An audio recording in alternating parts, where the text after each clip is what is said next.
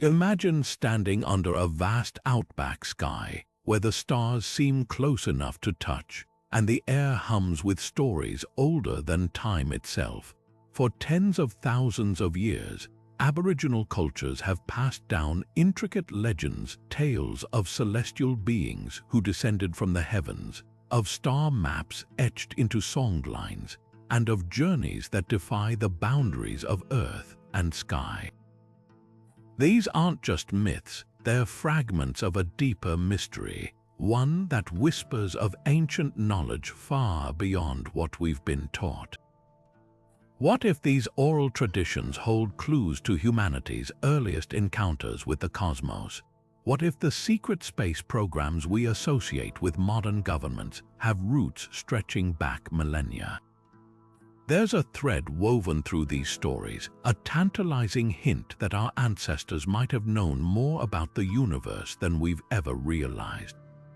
Picture this, elders speaking of Wanambai, the rainbow serpent who slithered across the sky, or the Mimi spirits, ethereal beings who taught humans sacred arts before vanishing into the stars. These aren't arbitrary fantasies, they're detailed accounts, preserved with precision across generations, describing phenomena that eerily resemble advanced technology and interstellar travel. Could it be that these legends are more than symbolic? Could they be remnants of real events, carefully encoded into oral histories to survive the ages? This is where the line between myth and history blurs, where the whispers of the past collide with modern curiosity. Today, we're embarking on a journey to unravel these connections, to explore the possibility that secret space programs didn't begin in the 20th century, but were inherited from ancient civilizations who gazed at the same stars we do. We'll dive deep into Aboriginal oral traditions, decode their celestial metaphors, and piece together a narrative that challenges everything we think we know about humanity's place in the cosmos.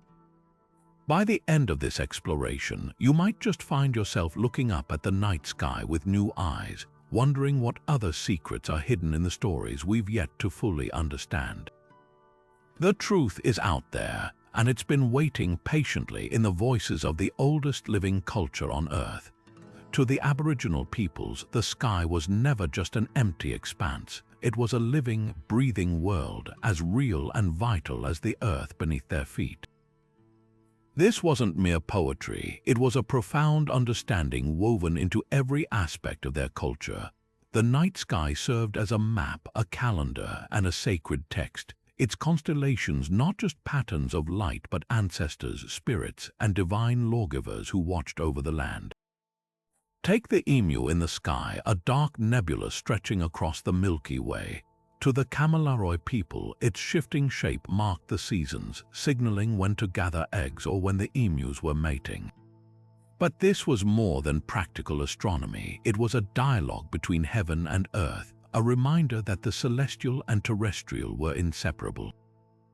The sky world wasn't distant or abstract, it was intimately connected to daily life. Stories like those of the Wati Niru, a lustful hunter who chased the seven sisters across the heavens, weren't just entertainment. They encoded complex knowledge about star movements, weather cycles, and moral teachings. Even the act of singing the songlines, those ancient pathways etched into the land and sky, was a way of navigating both physical and spiritual realms. Elders would sing the stars into being, their voices tracing routes that mirrored the journeys of celestial beings. This wasn't mythology as we think of it today. It was a sophisticated system of science, philosophy, and theology, all wrapped into one. What's striking is how these traditions describe the sky world not as some unreachable paradise, but as a place accessible to the initiated. The Yolngu people speak of the Wawalag sisters, who are carried into the sky by the serpent Yingana, bridging the earthly and cosmic realms. The Wardaman people recount how the creator ancestor Beulah journeyed between worlds, bringing fire and knowledge from the stars. These aren't tales of passive observation, they're narratives of interaction, even travel. When you hear elders describe celestial beings coming down to teach or intervene, it's hard not to wonder, Were these purely spiritual encounters, or could they hint at something more? The deeper you dig, the more these stories defy simple categorization. The sky wasn't just a backdrop, it was a stage for events that shaped human destiny. The errant people tell of a time when the Pleiades were close to the Earth, and their light bathed the land in perpetual twilight until a great conflict drove them into the heavens. Such accounts don't just explain the cosmos, they suggest a dynamic, almost volatile relationship between humanity and the stars. Could these memories preserve ancient experiences with celestial phenomena, or do they point to a forgotten chapter in human history, one where the boundary between Earth and sky was far more porous than we've been led to believe? This isn't about imposing modern interpretations onto ancient wisdom. It's about truly listening to what these cultures have been saying for millennia. When Aboriginal elders describe the sky as a higher country, a place where the laws of creation reside, they're offering a perspective that modern cosmology is only beginning to grasp, that the universe isn't just out there, it's part of us and we're part of it. The implications are staggering. If these oral traditions preserve genuine encounters or insights about the cosmos, then the history of humanity's relationship with space may be infinitely older and far richer than we've ever imagined. Among the most striking and mysterious figures in Aboriginal rock art are the Wandjina, ethereal beings painted with haloed heads, large dark eyes, and often no mouth. These images, found across the Kimberley region in northwestern Australia, aren't just artistic expressions, they're central to the spiritual traditions of the Warora, Ungaranian, and Wunumbal peoples, who describe the Wandjina as powerful sky beings who descended during the Dreamtime. According to oral histories, the Wandjina brought law, culture, and rain, shaping the land before eventually returning to the clouds. But what's fascinating isn't just their role in Aboriginal cosmology, it's how uncannily their depictions align with modern descriptions of otherworldly visitors. Those large, haunting eyes, the absence of mouths as if communication happened beyond speech, the radiant halos that could easily be interpreted as helmets or energy fields. The parallels are impossible to ignore. To the Aboriginal custodians of these stories, the Wandjina are sacred ancestors, not extraterrestrials. Yet when you place these images side by side with accounts of so-called ancient astronauts or even contemporary UFO encounters, the similarities spark a provocative question. Could these traditions be preserving encounters with beings from beyond our world? Some researchers point to the Wandjina's association with weather control, how they're said to summon storms or droughts with their power. That level of environmental manipulation sounds less like mythology and more like advanced technology, the kind we might attribute to a civilization capable of traversing the stars. Then there's the way Wandjina are depicted in layers, often superimposed over older paintings, as if their presence was recorded across generations, each iteration refining their celestial imagery. But here's where things get even more intriguing. Aboriginal elders speak of the Wandjina's ability to merge with humans, sharing knowledge before retreating into sacred waterholes or rock formations, places still considered portals of power today. This isn't just symbolism, it's a recurring theme in global lore about interdimensional beings. The Dogon people of Mali, for instance, recount how the Namo came from the Sirius star system, bringing wisdom and then disappearing into water. The Hopi tell of the Kachina, spirit teachers who arrived in flying shields. These shared motifs, sky beings, knowledge transfer, a connection to water hint at something deeper than coincidence. Could the Wandjina be part of a universal narrative, one that transcends culture and continent? What's remarkable is how the Wandjina stories resist easy categorization. They're not just gods or spirits in the traditional sense. They're described as both physical and metaphysical, capable of altering reality itself. Elders recount how the Wandjina didn't just teach, they transformed the landscape, carving rivers with their movements and embedding their essence into the earth. This isn't the stuff of vague legend, it's a detailed account of beings with immense power, whose actions left tangible marks on the world. Compare that to modern theories about ancient nuclear events or megalithic sites built with lost technology, and the Wandjina narratives start to feel less like allegory and more like eyewitness testimony. The debate isn't about replacing Aboriginal spirituality with sci-fi speculation. It's about recognizing that these oral traditions might operate on multiple levels: spiritual, historical, and even technological. When a Warora elder describes the Wandjina's lightning bundles, objects that could summon energy from the sky, it's worth considering whether that's a metaphor for divine power or a literal description of advanced tools. The same goes for the strict protocols around painting Wandjina figures, always with their eyes open to keep watch over the people. Is this ritual caution, or could it reflect an ancient understanding of these beings as ever-present observers? Perhaps the most compelling detail is the Wandjina's silence. Their mouthless forms suggest a mode of communication beyond words, something telepathic or vibrational. That idea surfaces repeatedly in modern abduction accounts, where witnesses describe beings who transmit thoughts rather than speech. It's a detail too specific to dismiss as artistic license. Whether you view the Wandjina as ancestral spirits, extraterrestrial visitors, or something beyond our current frameworks, their legacy challenges us to expand our understanding of humanity's past. After all, if cultures separated by oceans and millennia describe strikingly similar encounters, maybe we're the ones missing the bigger picture. The Wandjina don't just belong to the Kimberley, they're part of a mosaic of mysteries waiting to be deciphered. Across the vast tapestry of Aboriginal oral traditions, one motif appears with striking consistency: the arrival of celestial beings known as the Star People. These entities weren't mere visitors, they were teachers, healers, and sometimes even disruptors, weaving themselves into the very fabric of human history. The Jaru people of Western Australia recount the Ungarangani, luminous figures who descended from the Milky Way to shape the land and impart sacred laws. Their stories describe these beings as radiant, almost translucent, moving with an otherworldly grace that left no footprints. Meanwhile, the Pitjantjatjara elders speak of the Mampa, towering figures cloaked in light who arrived in a great sky canoe, bringing knowledge of astronomy and medicine before vanishing as suddenly as they came.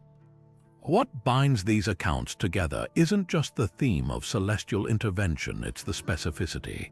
The Yidinji people of Queensland describe how the Star People communicated through rhythmic pulses of light, a detail that echoes modern accounts of UFO encounters.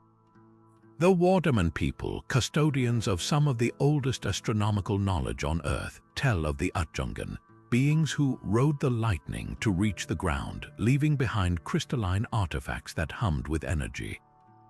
These aren't vague myths, they're meticulous records preserved with the precision of scientific observation. The Star People weren't abstract deities, they were described as having physical forms, tools, and even hierarchies, with some tribes distinguishing between sky chiefs and their emissaries. Consider the Naranga people's tradition of the Tjilbruk, a celestial being who carried a glowing staff capable of healing or withering the land with a touch. The parallels to advanced technology are hard to dismiss, especially when paired with accounts like those of the Larakia, who describe how the Star People extracted glowing stones from sacred mountains, using them to feed their sky vessels.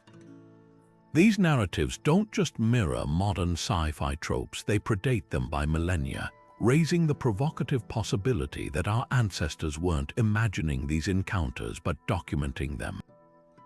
Yet perhaps the most compelling aspect lies in the purpose behind these visitations. The Star People weren't passive observers, they actively shaped human development. The Adnyamathanha people tell of a time when their ancestors lived in chaos until the Wildu sky beings with skin like polished obsidian taught them agriculture, astronomy, and social order. The Gunditjmara people's oral histories recount how the Korong, luminous figures with elongated heads, intervened in tribal conflicts, enforcing peace through displays of aerial prowess. These stories suggest a deliberate, almost pedagogical relationship between the star people and humanity, one that transcends the boundaries of myth and hints at a forgotten epoch of contact. The diversity of these accounts across tribes is as revealing as their similarities. While the Kamilaroi describe the star people as benevolent guides, the Noongar speak of the Worgal, fierce celestial warriors who punished greed by hurling fire from the sky. This duality, teachers and enforcers, adds layers to the narrative, painting the star people not as monolithic entities but as complex actors with their own motives and methods. It's a nuance often lost in modern interpretations of ancient astronaut theories, which tend to flatten these rich traditions into simplistic "aliens gave us technology" tropes. What emerges is a mosaic of memory, one that challenges us to rethink the origins of human knowledge. When the Bundjalung elders describe how the star people inscribed star maps onto cave walls using light that burned without heat, or when the Yolngu recount how their ancestors learned navigation by studying the pathways of the sky canoes, we're glimpsing fragments of a legacy that defies conventional timelines. These aren't just stories, they're encrypted histories waiting for us to decipher their true significance. And as we piece them together, we might just find that the answers we seek about our cosmic connections have been overhead all along, whispered in the oldest language on Earth. The Dreamtime isn't just the beginning. It's the timeless dimension where creation unfolds, a realm where the cosmic and the earthly intertwine. To Aboriginal cultures, this isn't mythology frozen in the past. It's a living framework that explains how the universe sprang into being through the actions of ancestral beings, many of whom emerged from the stars. Take the Arrant people's account of the Altierenj, celestial ancestors who sang the world into existence as they traveled across the void. Their songs didn't just shape rivers and mountains, they orchestrated the very fabric of space and time, embedding sacred laws into the land and sky. This isn't a metaphor, it's a profound cosmological narrative, one that mirrors modern astrophysics in its depiction of a dynamic, vibrating universe birthed from sound and motion. What sets these stories apart is their scale.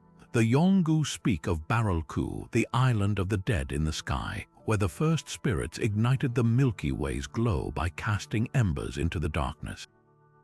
The Wardaman described the rainbow serpent's journey through the cosmos, its body curving to form the orbits of planets. These aren't tales confined to earthly origins, they're galactic in scope, suggesting ancient cultures perceived their place in a far vaster tapestry.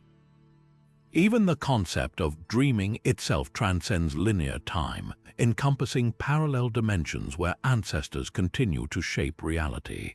When elders say the Dreamtime is everyone, they're offering a view of existence that quantum physicists are only now beginning to articulate, a universe where past, present, and future coexist. The celestial mechanics within these stories are startlingly precise. The Kamilaroi recount how the creator Bayame fashioned the Southern Cross as a gateway between worlds, aligning its stars to mark sacred ceremony sites below. The Walpiri tell of the Julungul serpent, whose celestial dance caused the Earth's axis to tilt, bringing seasons into balance. Such details go beyond folklore. They encode advanced astronomical knowledge, suggesting meticulous observation of precession, solstices, and celestial navigation. How did cultures without telescopes grasp these concepts? The answer might lie in their insistence that this wisdom came directly from the sky beings themselves. The Loritja people, for instance, preserve stories of the Kunia, ancestral women who descended from the Pleiades with fire sticks that measured the heavens. But the Dreamtime's cosmic dimension isn't just about creation, it's about connection. The Pitjantjatjara describe how every rock, tree, and star retains a thread linking it to its celestial origin, forming a living web of energy. This idea resonates with cutting-edge theories in biocentrism and quantum entanglement, which propose that all matter is fundamentally interconnected. For Aboriginal cultures, this wasn't theory, it was lived experience. Songlines, those intricate pathways crisscrossing the land, were mirrored in the stars, creating a holographic map where earthly journeys replicated celestial ones. To walk the land was to traverse the cosmos, each step a reaffirmation of humanity's bond with the universe. Perhaps most provocative are the accounts of cosmic upheaval. The Ungaranjari speak of a time when the sky fell, forcing ancestors to prop it up with great pillars, an event some researchers link to ancient meteor impacts or polar shifts. The Kulin nations describe Bunjil, the eagle hawk creator, who reordered the stars after a cataclysm shook them loose. These narratives don't just explain static origins, they depict a universe in flux, where creation is an ongoing dialogue between beings of earth and sky. The implications are profound. If these oral histories preserve memories of astronomical events or interventions, then the Dreamtime might be less a parable and more a chronicle, one that challenges us to reconsider not just where we come from, but who we truly are in the grand design of the cosmos. Among the most captivating threads woven through Aboriginal oral histories are the recurring accounts of sky canoes, mysterious vessels that carried celestial beings between the stars and the earth. The Yolngu people of Arnhem Land described the Morkai, a radiant boat that sailed across the heavens, piloted by the ancestral hunter Burrinagi. According to tradition, this vessel wasn't just a mythological symbol, it was a tangible craft constructed from a luminous material that hummed as it moved. Elders recount how the Morkai could vanish into thin air, only to reappear moments later miles away, its movements defying the laws of ordinary travel. The precision of these descriptions is startling. Details about its wings that folded like a pelican's, or the way it left the ground scorched where it landed, echoing modern accounts of advanced aerospace technology. The Wardaman people's stories of the Galaroo or sky canoe take this a step further. These vessels were said to be guided by star stones, crystalline objects that pulsed with light and could chart courses across the cosmos. Elders describe how the Galaroo's occupants, tall, pale beings they called the Nayahungi, used these stones to open portals between worlds, a concept that resonates unnervingly with contemporary theories about wormholes or warp drives. Even more intriguing are the cave paintings near the Victoria River, which depict the Galaroo with concentric rings around them, reminiscent of the ionized plasma often reported in UFO sightings. These aren't primitive doodles, they're meticulous renderings of vehicles operating under principles we're only now beginning to understand. Then there's the Pitjantjatjara legend of the Kulpunya, a fiery sky canoe that arrived during a time of great drought. Its occupants, the Mampa, were said to have skin like polished metal and carried devices that could draw water from rocks. The Kulpunya itself was described as cylindrical, emitting a low-frequency sound that made the Earth vibrate, details that parallel modern descriptions of experimental aircraft or even reverse-engineered extraterrestrial craft. The Pitjantjatjara still mark the site where the Kulpunya allegedly landed, a stretch of desert where the sand is fused into glass, a phenomenon consistent with the thermal effects of high-energy propulsion systems. What sets these accounts apart from generic ancient astronaut theories is their cultural specificity. The sky canoes aren't interchangeable with the Vimanas of Hindu texts or the chariots of Ezekiel. They're deeply rooted in the ecology and spirituality of Australia. The Noongar people, for instance, associate their Jinda, or star boats, with the seasonal migration of whales, suggesting these vessels moved in cyclical patterns tied to celestial events. The Kuku Yalanji speak of the Wabu, a sky canoe that harvested star metal from meteorites, which its occupants forged into tools that never dulled. These narratives don't just describe advanced technology, they contextualize it within a world view where the cosmic and the terrestrial are in constant dialogue. The similarities to modern spacecraft aren't just superficial. When the Darol people described their Gyuruweri, a sky canoe that swallowed passengers whole before ascending on a beam of light, it's hard not to think of tractor beams or anti-gravity fields. The Kunwinjku recount how their ancestors witnessed the Namorodo, a fleet of sky canoes that moved in perfect formation, changing direction instantaneously, a maneuverability that mirrors contemporary reports of UFO flight dynamics.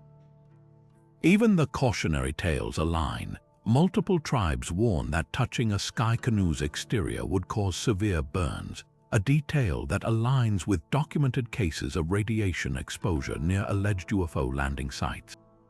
But perhaps the most profound aspect lies in the purpose behind these celestial voyages. Unlike the colonial narratives of conquest or exploitation that dominate modern space exploration, Aboriginal sky canoe stories emphasize reciprocity. The Ungaranjari tell of the Nepali star travelers who came to Earth not to conquer but to exchange knowledge, sharing medical techniques before departing with samples of native plants.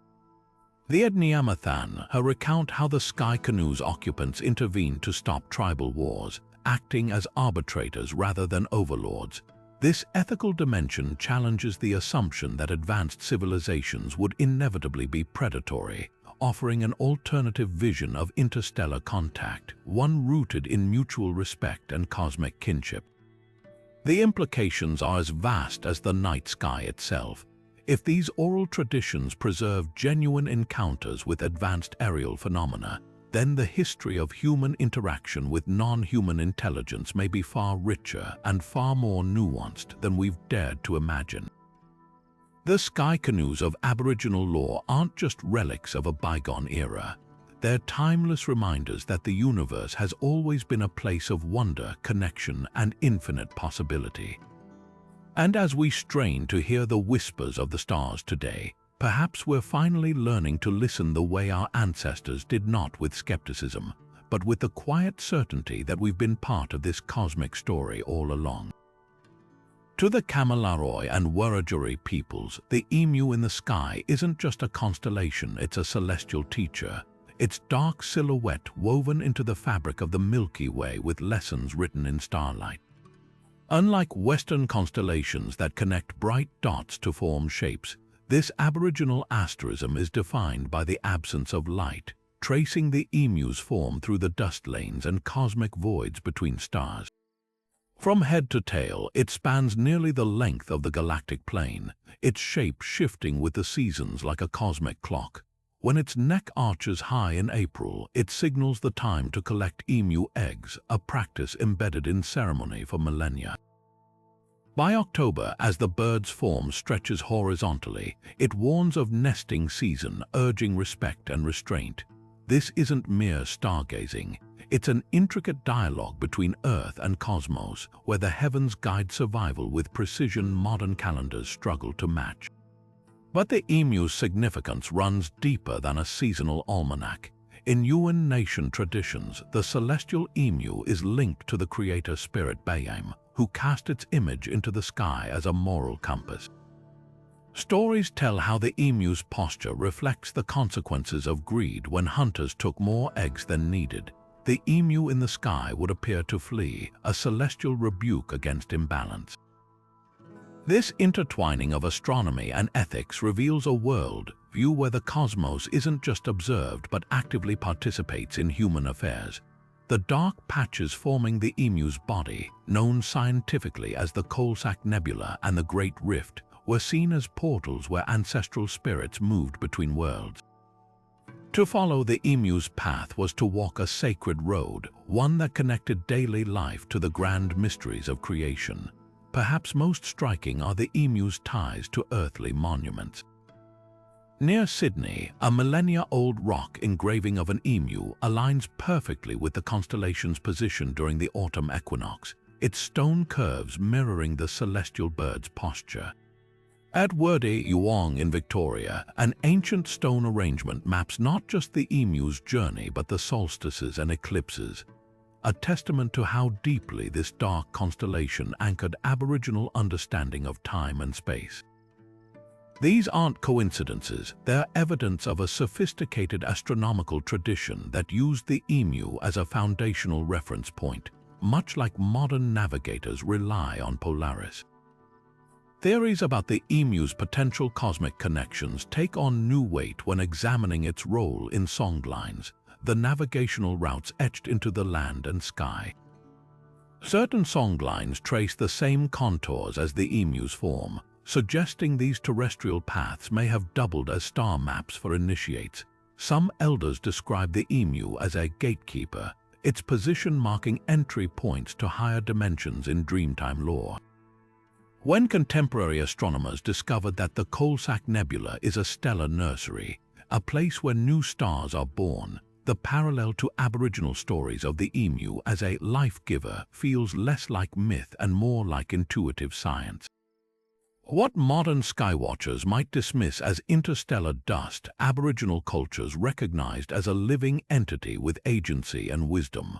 The emu in the sky challenges us to expand how we interpret the night, not just as a canvas of distant lights, but as a dynamic, interactive realm. Its lessons endure that true navigation requires not just observing the stars, but listening to their stories. And in those stories, we might rediscover a truth written in the darkness between the stars that the universe has always been speaking, if only we know how to hear. There's a quiet intensity in the way Aboriginal elders speak of the stars not as distant points of light, but as living archives of forbidden knowledge. Among the errant people, senior custodians guard what they call Altiera Atniarim, the sacred sky law, a body of astronomical wisdom so potent it's shared only when the initiate is ready. These aren't just star charts, they're encrypted maps of cosmic events, some predicting celestial phenomena with precision that rivals modern telescopes. One elder from the Central Desert once described how his grandfather could foretell the arrival of fire stars' meteor showers by reading subtle shifts in the songline's harmonies, a practice dating back generations. This selective transmission isn't about secrecy for its own sake. It's a protective measure, ensuring the knowledge isn't misused or diluted by those unprepared for its weight. The process of inheriting this wisdom is as meticulous as the knowledge itself. Among the Yolngu, initiates undergo Ngara, a decades-long apprenticeship where elders test their integrity before revealing layers of celestial lore. One step might involve memorizing the exact positions of stars during a lunar eclipse. Another could require interpreting how the Pleiades alignment influences tidal patterns, a connection mainstream science only confirmed in recent centuries. The most profound teachings, like the Wardaman's understanding of binary star systems or the Kamilaroi mappings of dark matter's gravitational effects, are reserved for those who have proven they'll wield this understanding reverently. It's a system that mirrors the scientific method in its rigor but surpasses it in spiritual accountability, where misinterpreting the stars isn't just an academic error, it's a cosmic imbalance. What's startling is how these oral traditions encode data modern astronomers are still uncovering. The Warlpiri elders of Tanami Desert speak of Jukurpa Wiri, the great hidden story, which describes black holes as spirit traps where ancestral beings reshape matter. Their descriptions of these voids' gravitational pull, sucking in light like sand through a funnel, preceded Western theories by millennia. Similarly, the Noongar people's Moon Dang Ak ceremonies track the precession of equinoxes using stone arrangements aligned to Orion's belt, a calendar system accurate to within hours over a 26,000-year cycle. This isn't luck or vague intuition. It's the result of unbroken observation refined across epochs, preserved through rituals that blend astronomy with storytelling. Yet some accounts push beyond conventional astrophysics. The Pitjantjatjara tell of Tijukurpa Kaniini, a guarded doctrine about star roads, invisible pathways between constellations used by ancestral beings. Elders describe these routes with specifics that mirror modern hypotheses about Einstein-Rosen bridges, even detailing how traveling them would warp time. You arrive before you leave, one keeper of this knowledge explained, a phrase that echoes uncomfortably with quantum physics observer effect. The Luritja go further, cautioning that certain star knowledge is alive, capable of altering its meaning based on who accesses it and when. It's as if the information itself is quantum-locked, resisting casual disclosure. The ethical dimension of this guarded transmission is profound. Unlike Western academia's push for open access, Aboriginal traditions treat celestial wisdom as a sacred trust. The Diri people's elders warn that sharing sky knowledge indiscriminately can unstitch the dreaming, disrupting the delicate balance between Earth and cosmos. There are stories whispered reluctantly of entire clans vanishing after revealing star secrets to the uninitiated, their lands struck by drought or fire as if the universe itself enforced the breach. Whether these are metaphorical lessons or literal events is less important than the underlying truth. Some understanding carries responsibility too immense for casual handling.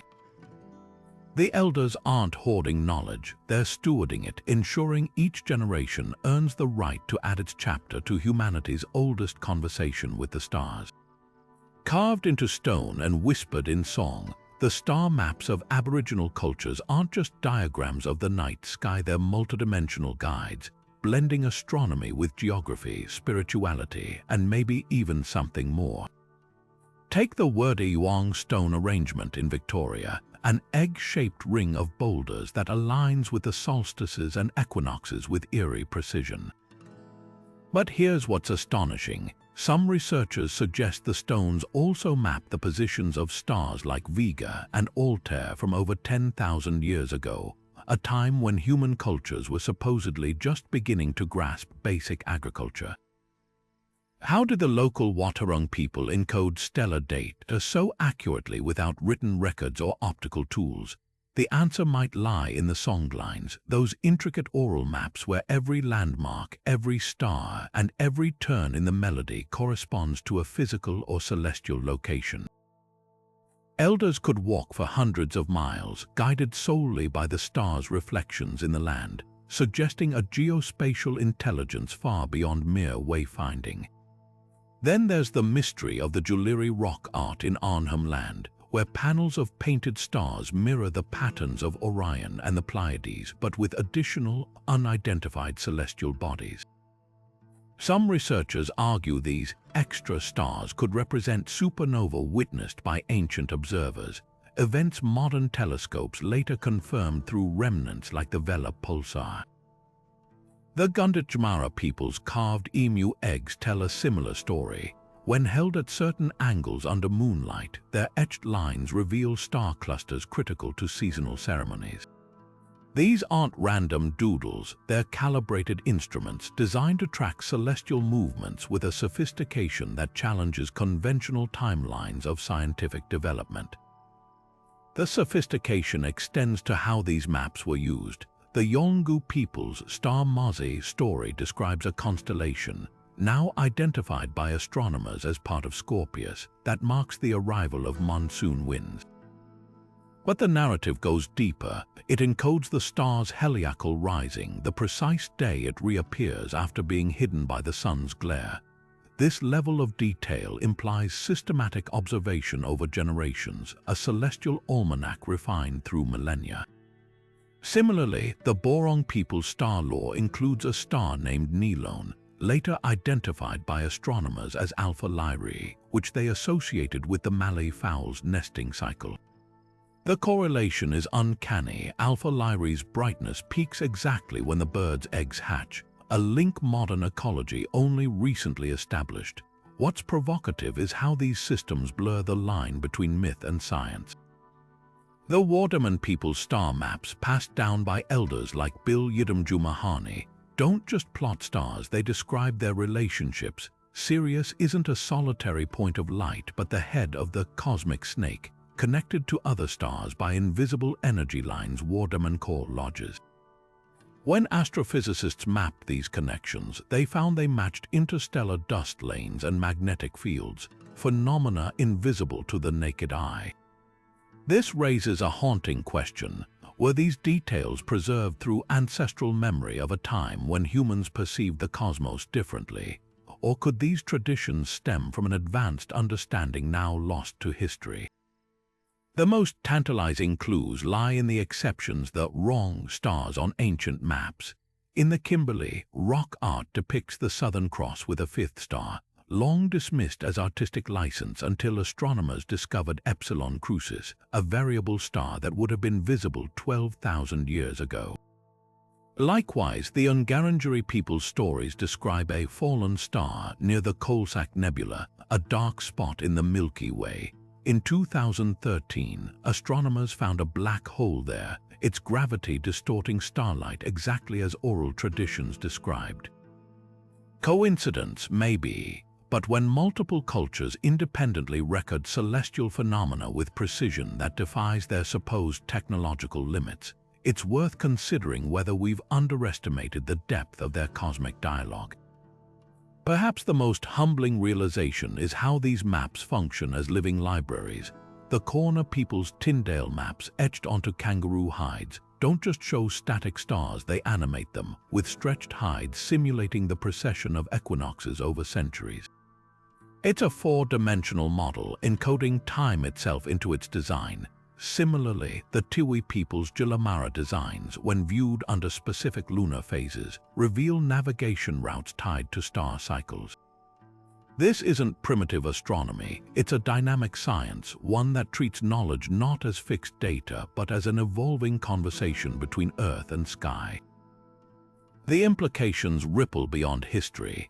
If Aboriginal star maps preserve observations from deep antiquity, supernova, variable stars, even black holes, then these oral traditions might be our only window into a celestial past modern telescopes can't reach.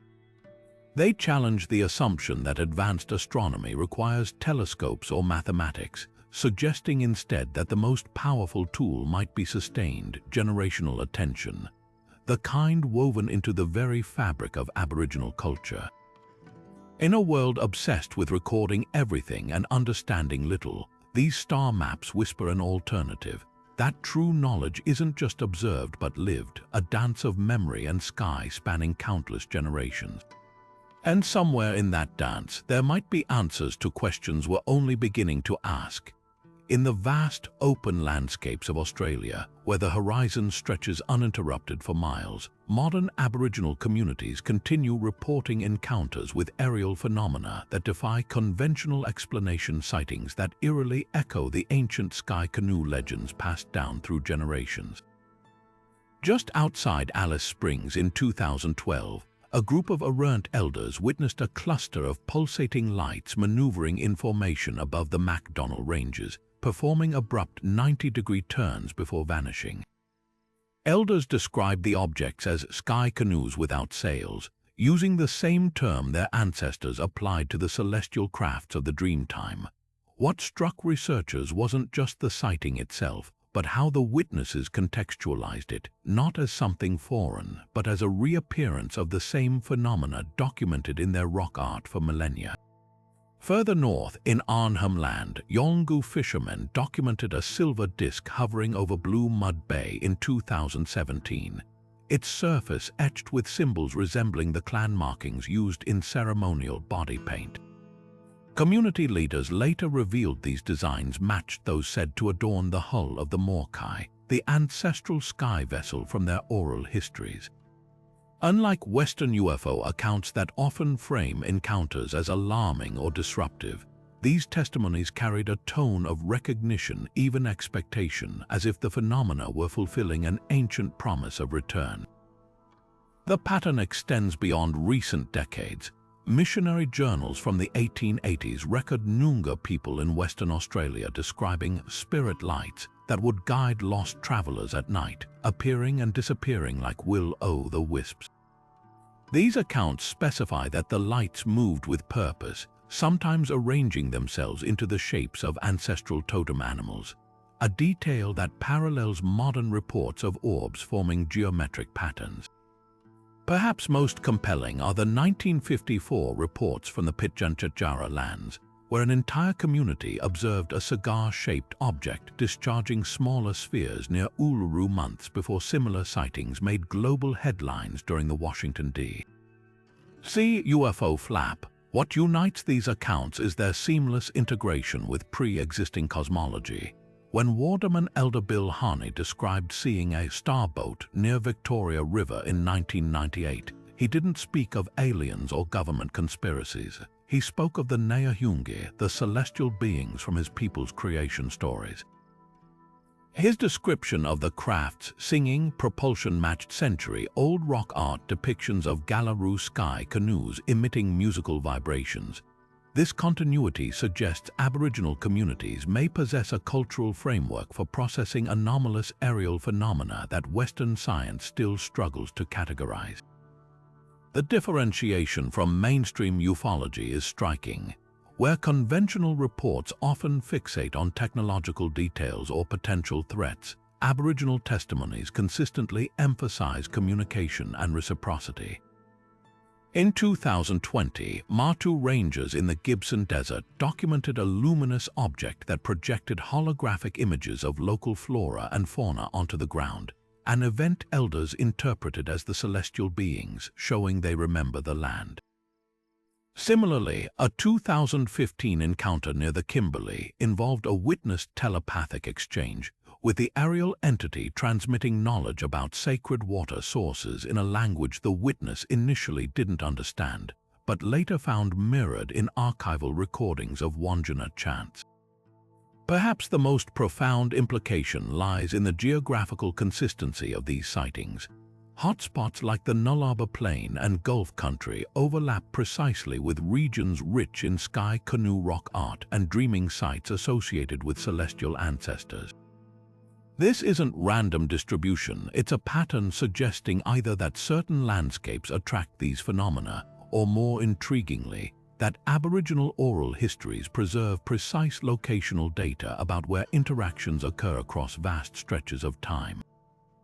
When modern star maps are layered over ancient songlines marking sky canoe visitations, the convergence is too exact to dismiss as coincidence. For Aboriginal cultures, these encounters aren't anomalies but reaffirmations, proof that the cosmic dialogue begun in the Dreamtime never truly ended. Where Western science sees unidentified objects, traditional knowledge recognizes old acquaintances. This perspective flips the script on conventional ufology, proposing that the key to understanding aerial mysteries might not lie in future discovery, but in reconnecting with humanity's oldest surviving memories of the stars. The truth may not be out there, it may be right here, carried for millennia in the unbroken voice of the land's first astronomers. Across the star-filled night skies of Arnhem Land, the Jolpan slithers a celestial serpent whose luminous body forms the backbone of the Milky Way itself. To the Yolngu people, this isn't just a constellation. It's the living embodiment of a creator being who shaped the land with its undulating movements, leaving rivers in its wake and mountains where it paused to rest. Unlike Western depictions of serpents as mere beasts, the Jolpan exists in multiple dimensions simultaneously, its physical form etched into the earth, its spirit woven through the stars, and its power reverberating through the rituals that sustain balance between worlds. When elders point to the galactic plane's shimmering arc, they don't see random stardust, they trace the Jolpan scales, each one a repository of ancestral knowledge humming with vibrational energy. The creation stories surrounding this cosmic serpent reveal a sophistication that blurs the line between myth and astrophysics. In one foundational narrative, the Jolpan emerged from a void known as Barumara, coiling itself into the darkness until its friction ignited the first stars. The Warora people describe how its tail sweeps the southern sky, stirring interstellar clouds into new star systems, a process modern astronomers term stellar nurseries. Even more striking is the Jolpan's association with chromatic phenomena. Elders speak of its ability to refract light into colors unseen by human eyes, an attribute that aligns uncannily with recent discoveries about prismatic effects around galactic black holes. This serpent doesn't just inhabit the cosmos, it actively sculpts it, its creative force echoing through both song lines and quantum vacuum fluctuations. But the Julpan's role extends beyond Genesis. It's a guardian of sacred law, enforcing moral order through celestial omens. The Kunwinjku tell of a time when the serpent grew furious at human greed, withdrawing its cosmic waters until the land cracked with drought. An event geologists now link to ancient megadroughts around 7,000 years ago. Only when the people restored balance through ceremony did the Julpan release the rains again, its milky body pulsing with approval. Such stories aren't allegories, they're precise ecological records wrapped in cosmological symbolism, encoding warnings about humanity's relationship with natural forces. The serpent's movements tracked through generations correlate with monsoonal cycles and tectonic shifts, suggesting its mythological behavior may actually map observable astrophysical and geological events. The Julpan's visual representations amplify these connections. In rock art across the Kimberley, the serpent is painted with radiant halos, its body segmented like a series of interconnected orbs. Some researchers note these segments mirror the alignment of certain star clusters along the Milky Way's plane, while others propose they depict energy nodes resembling chakras or quantum entanglement points. Even the serpent's iconic rainbow hue carries layered meaning. Modern spectrography shows the galactic center emits light across the full visible spectrum and beyond precisely the many-colored skin elders describe in oral traditions. This parallel raises provocative questions. Did Aboriginal observers perceive light frequencies invisible to the unaided eye? Or does the Julpan's symbolism intuitively grasp universal light-matter interaction science is still unpacking? Perhaps most mesmerizing are the rituals that honor this celestial being. During the Julpan's zenith in the dry season, initiates undergo a rite called Garutu Miri, where they fast beneath the galactic band while elders chant star coordinates that trace the serpent's path. The ceremony's climax involves a dance mimicking the Julpan's undulations, said to synchronize the participants' bioelectric fields with the Milky Way's electromagnetic pulse. Biomedical studies on participants have detected altered brainwave states akin to deep meditation, alongside temporary increases in melatonin levels, effects that suggest these practices might harness cosmic rhythms for physiological alignment.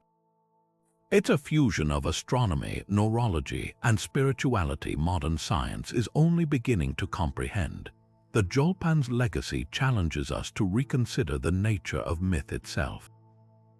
When astrophysicists recently discovered the Milky Way's twisted, S-shaped warp, a distortion caused by interactions with satellite galaxies, Yolngu elders nodded knowingly.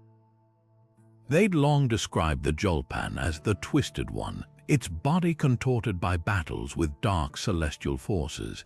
This isn't poetic coincidence, it's evidence of an observational tradition so refined it detected galactic dynamics millennia before telescopes. The serpent stories endure not as quaint folklore, but as living science, reminding us that some truths don't fade, they coil through time, waiting for cultures willing to see the universe not just as a void to conquer, but as a sacred dialogue between earth and sky. The moment you place Aboriginal sky being narratives beside other ancient astronaut traditions from around the world, a startling pattern emerges, one that transcends geography, language, and time. Take the Wandjina of the Kimberley with their haloed heads and luminous presence. These beings share unmistakable similarities with the Sumerian Anunnaki, described in cuneiform texts as those who from heaven to earth came. Both are depicted as otherworldly teachers who descended to shape human civilization, imparting knowledge before returning skyward. The Wandjina's control over rain and storms mirrors the Anunnaki's mastery of Mi, tablets encoding divine laws of nature. And just as Aboriginal elders warn against depicting Wandjina without proper initiation, Sumerian priests guarded access to Anunnaki lore, reserving it for scribes trained in secret academies. These parallels aren't superficial, they suggest a shared cultural memory of encounters with beings possessing advanced capabilities.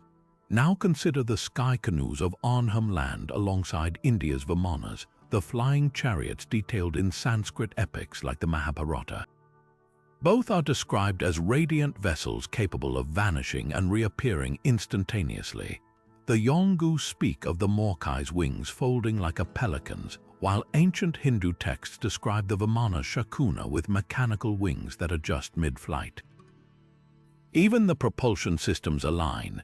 Aboriginal stories tell of sky canoes humming with vibrational energy, while Sanskrit sources mention Vimanas powered by mercury vortex engines, a phrase that sparked modern speculation about mercury-based propulsion technology.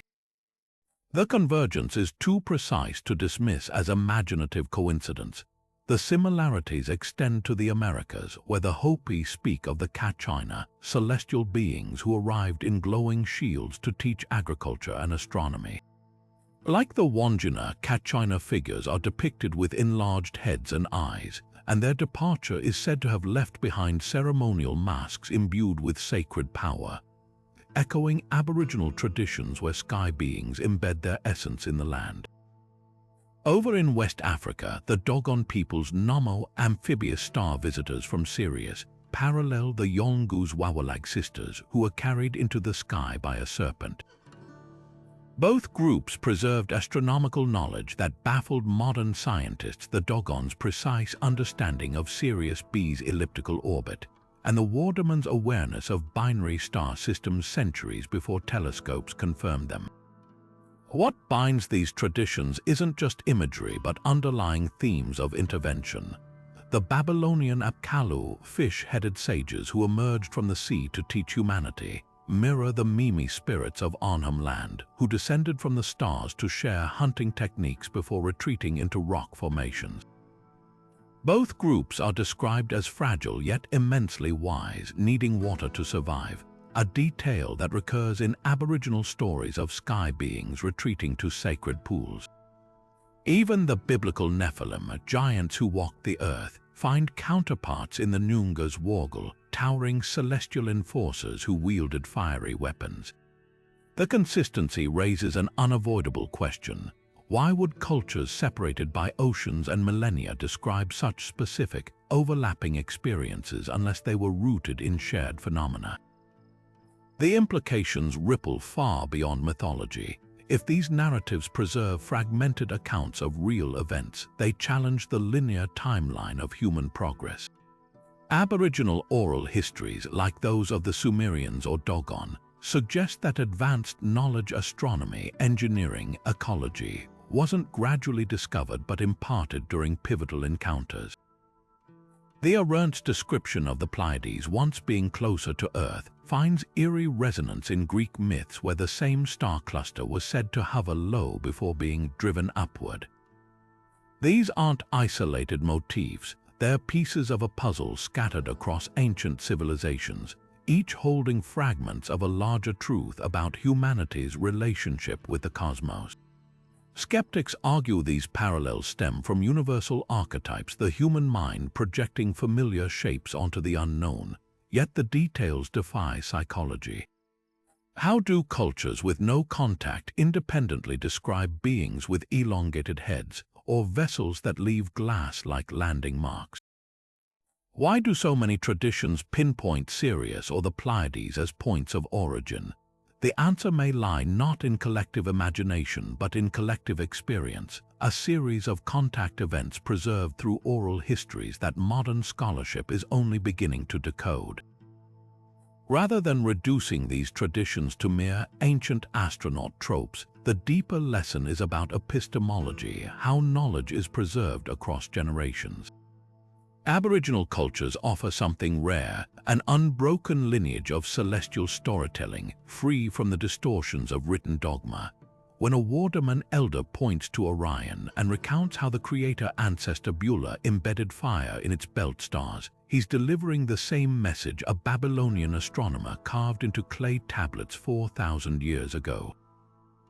The stars, these traditions insist, have always been more than distant lights. They're waypoints in humanity's oldest story, one we're still learning to read.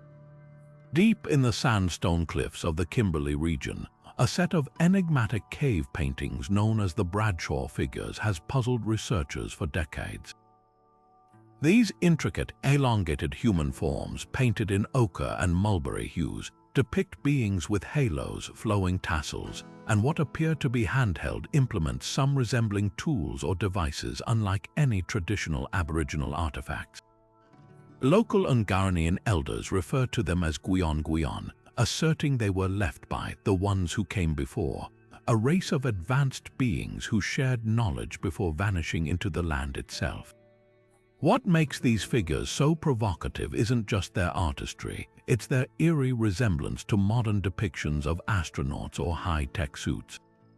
One particular panel shows a row of figures with domed headpieces and protrusions resembling breathing apparatuses, their limbs adorned with segmented bands that could be interpreted as joint reinforcements or circuitry.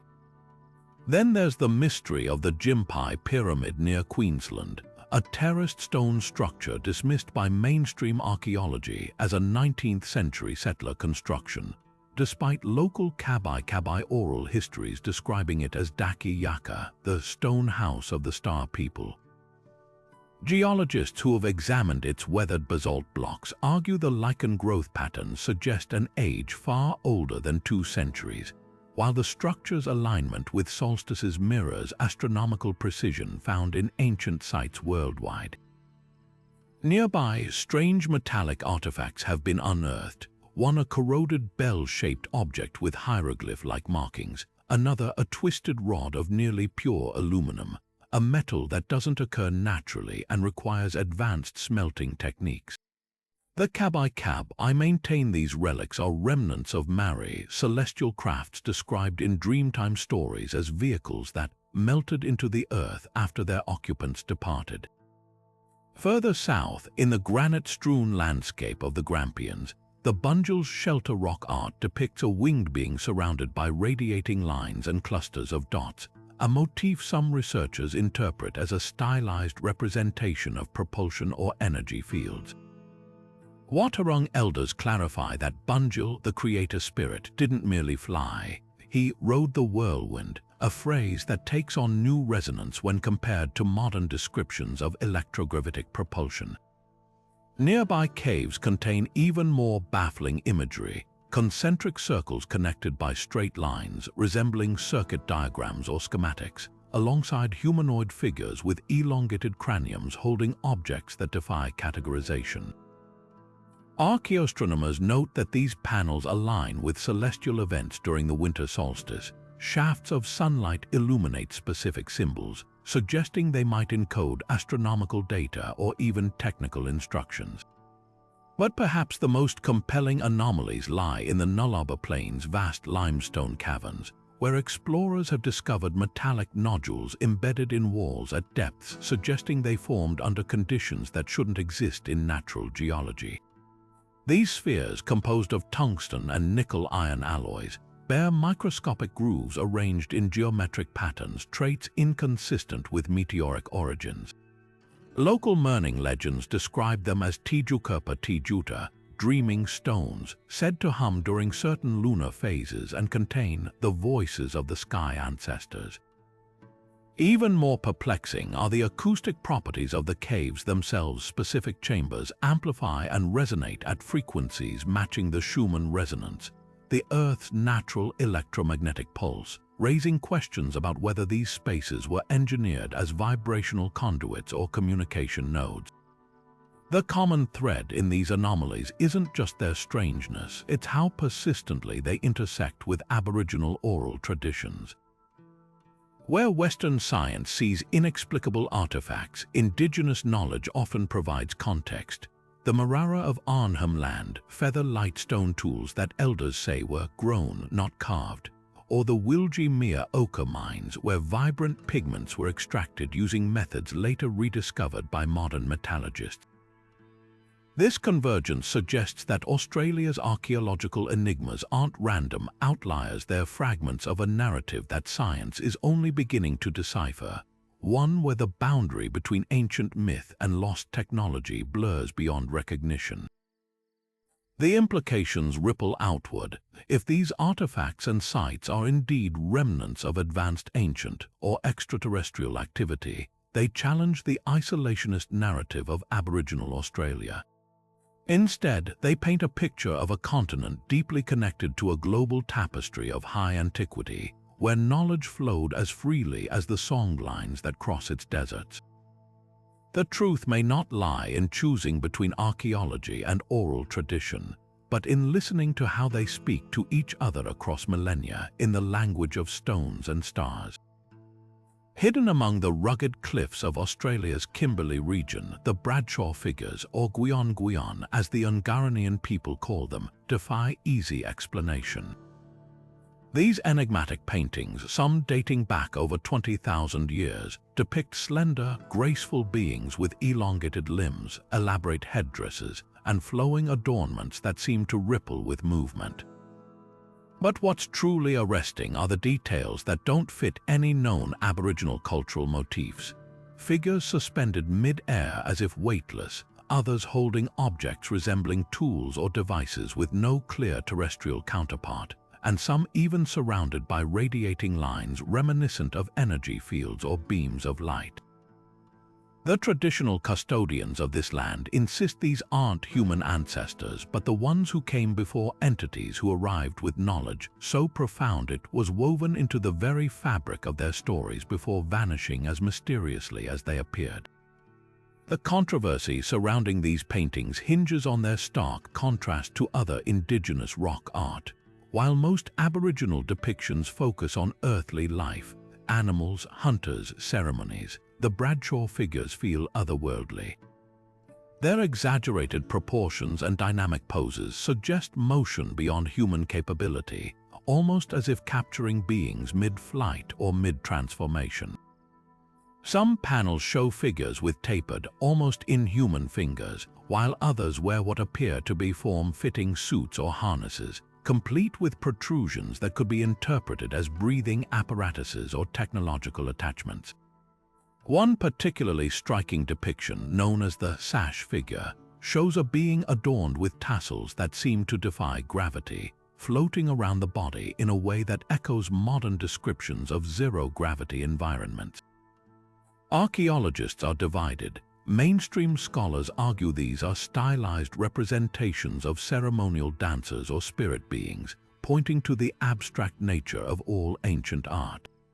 But alternative researchers highlight the painting's uncanny parallels to modern astronaut imagery. The tasseled dancer, for instance, bears an eerie resemblance to mid-century illustrations of astronauts tethered to life support systems, while groups of figures clustered together mirror contemporary accounts of extraterrestrial encounters involving multiple beings. The debate intensifies when examining the pigments used. Some Bradshaw paintings contain trace minerals uncommon in the region, leading to speculation about whether the paints themselves were of non-local origin, perhaps even engineered for longevity. The Ungaranian elders offer a perspective that bridges these views. To them, the Gwion are neither purely spiritual nor extraterrestrial, but something beyond both categories, ancestral beings who existed in a time when the boundaries between physical and metaphysical were fluid.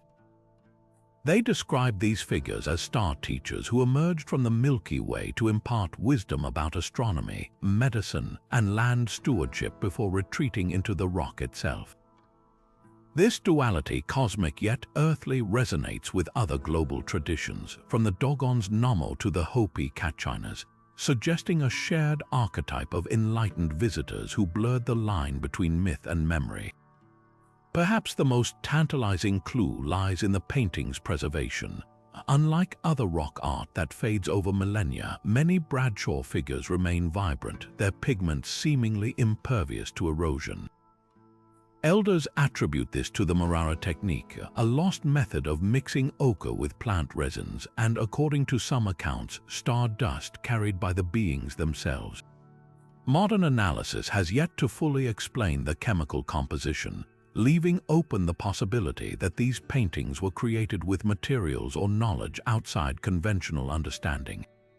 The Bradshaw figures challenge us to reconsider the origins of human creativity and cultural exchange. Were these merely artistic expressions of spiritual visions, or could they be snapshots of encounters with advanced beings, a visual record left by a people trying to make sense of the extraordinary? The truth may lie in the liminal space between these interpretations, where myth and history intertwine, reminding us that some mysteries are meant to linger, whispering across millennia in pigments that refuse to fade.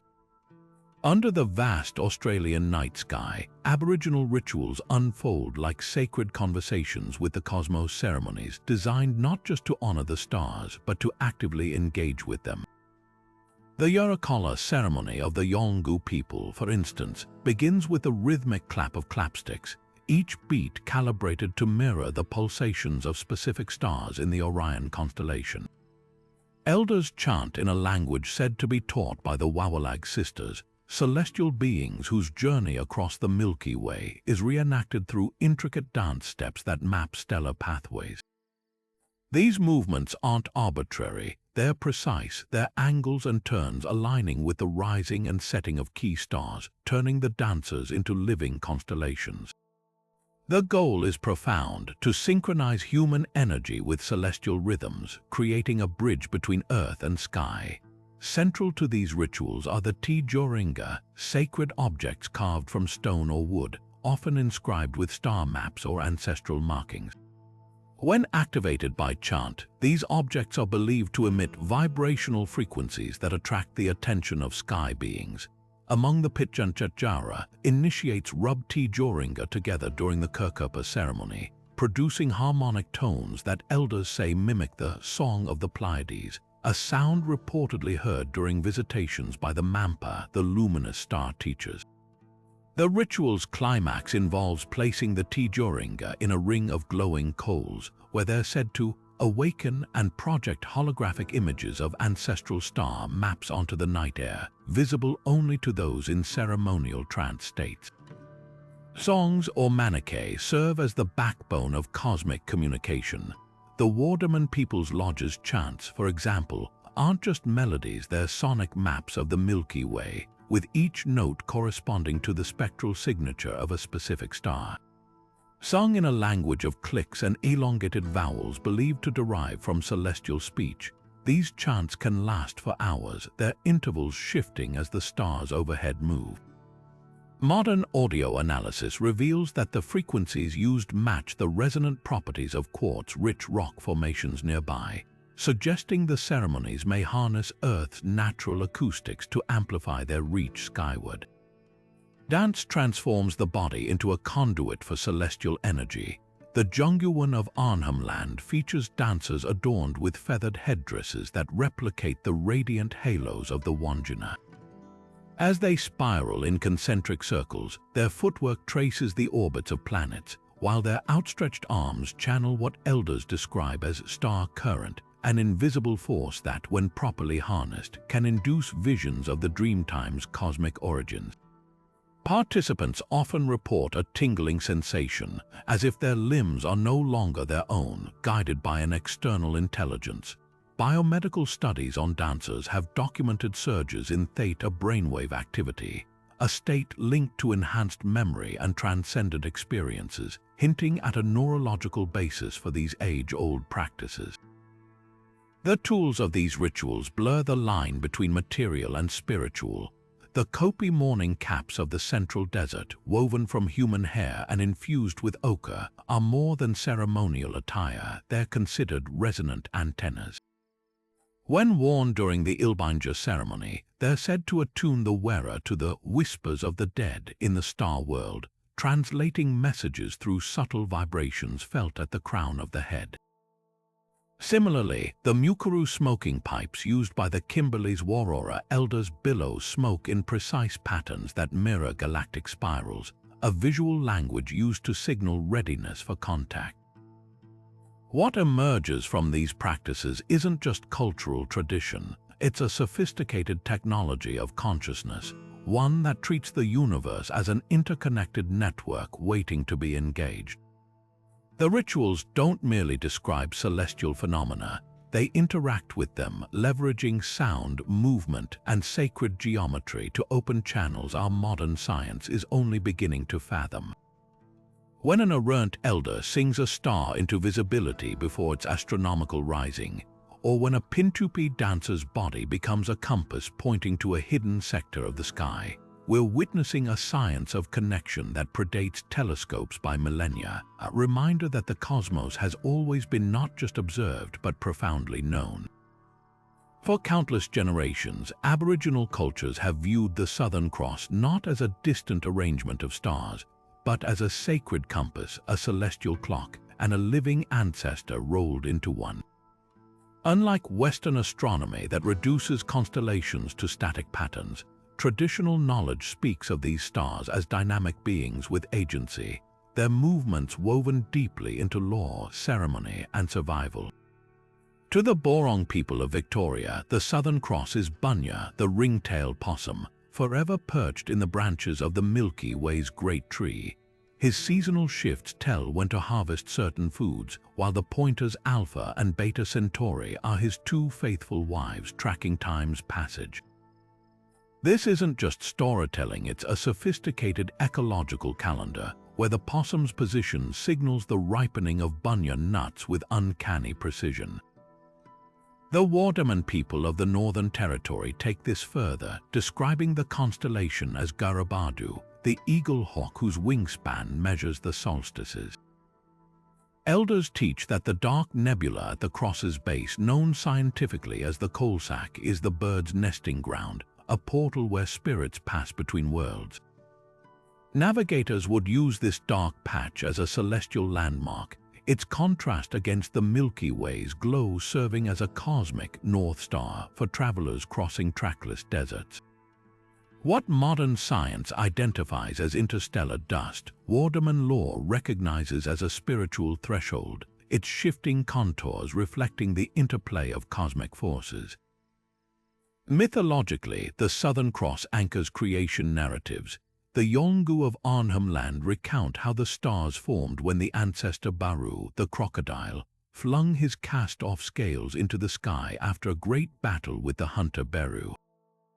Each scale became a star in the cross, their alignment preserving the moment of transformation. This narrative encodes more than symbolism, it mirrors astrophysical events. Recent studies suggest the stars of the Southern Cross share a common origin in a stellar nursery, a detail that aligns eerily with the Yolngu account of their simultaneous birth from a single ancestral source. Ceremonially, the constellation's influence is profound. During the Ngurlmak ritual of the Tiwi people, dancers arrange themselves in the cross's exact configuration, their movements syncing with its rotation overhead. Elders chant specific tones when Gamma Crucis reaches its zenith, believing this opens a channel for celestial wisdom.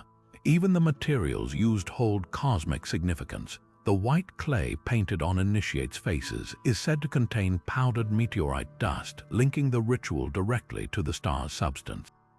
The Southern Cross also features in cautionary tales. The Adniamathan her people describe how the four main stars were once four disobedient youths, placed in the sky as a warning after ignoring sacred protocols. Their isolation, forever circling but never touching the celestial emu, teaches the consequences of disrupting natural order.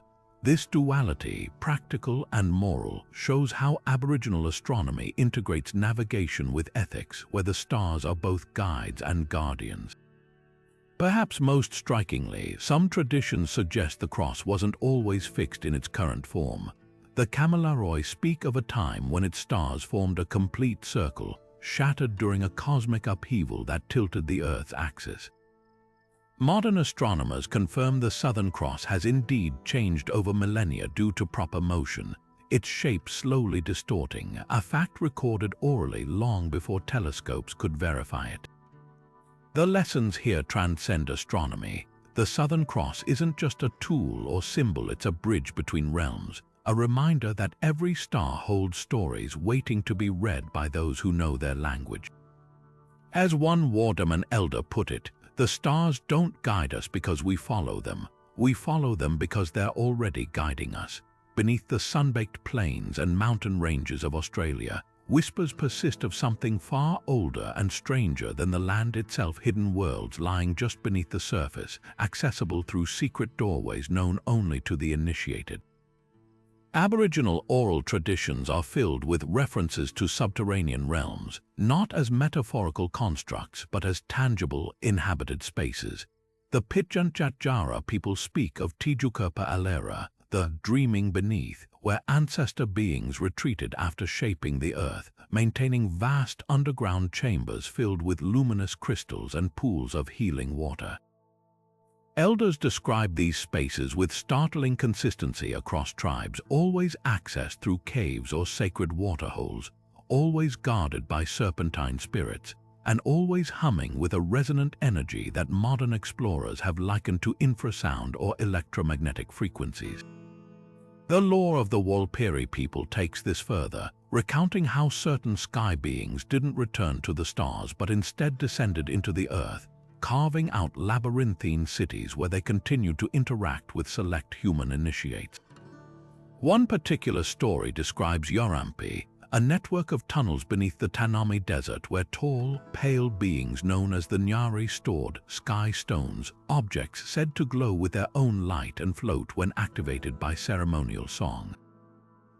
These accounts bear an uncanny resemblance to modern-day reports of underground bases and reverse-engineered technology, fueling speculation that ancient oral histories might preserve memories of advanced civilizations or extraterrestrial presences concealed below ground.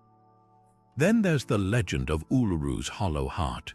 While tourists see a monolithic rock, Anangu elders have long maintained that the mountain isn't solid, it's a gateway. Their stories tell of a vast cavern system inside Uluru, home to the Mala people, ancestral beings who wielded tools that could cut stone without touch. Early European explorers dismissed these claims until seismic surveys in the 1980s revealed anomalous voids beneath the surface, some large enough to hold entire chambers.